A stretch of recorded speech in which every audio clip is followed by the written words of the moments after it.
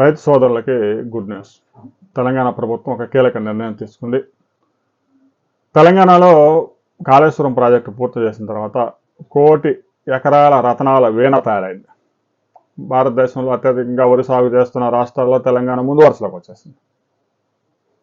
పంట అయితే రైతులు కష్టపడి పండిస్తూ ఉన్నారు, అద్భుతమైన దిగుబడులు సాధిస్తూ ఉన్నారు, సన్నధాన్యం కూడా పండిస్తూ ఉన్నారు. కానీ ఆ పంటను అమ్ముకోవడానికి రైతులు పడే పాట్లు చూస్తూ ఉంటే పగవాడికి కూడా ఇలాంటి కష్టాలు రాకూడదు అనిపిస్తూ ఉంది.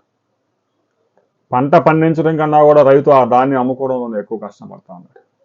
మనం చూస్తూ ఉన్నాం, మే నెల కూడా చివరికి వచ్చింది, 2-3 రోజులు అయిపోద్ది. అయినా కూడా తెలంగాణ వ్యాప్తంగా వందలాది కేంద్రాలలో కుప్పలుగా ధాన్యం రాసులు నిలిచిపోయాయి. ఒకవైపు అకాల వర్షాలు, వడగళ్ళు, ఈదురుగాళ్ళు, బీభత్సం.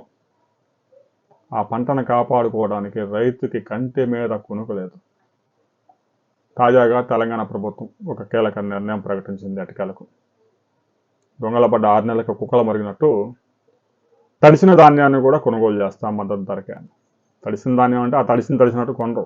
దాన్ని మళ్ళా ఒక వారం రోజులు ఎండబెడితే దాన్ని 36 సార్లు పరిశీలించి కొనుగోలు చేస్తారు.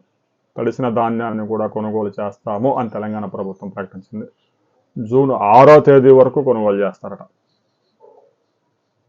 మీరు కనుక ధాన్యం అమ్మితే ఏ ధరకి అమ్మారు, మద్దతు ధర దక్కిందా, కోతలు వేశారా, మార్కెట్ యార్డ్లో ధాన్యం పోసిన తర్వాత ఎన్ని రోజులకు మీరు ధాన్యం అమ్ముకొని బయటపడ్డారు అనే విషయాన్ని ప్రతి రైతు కామెంట్ చేయండి.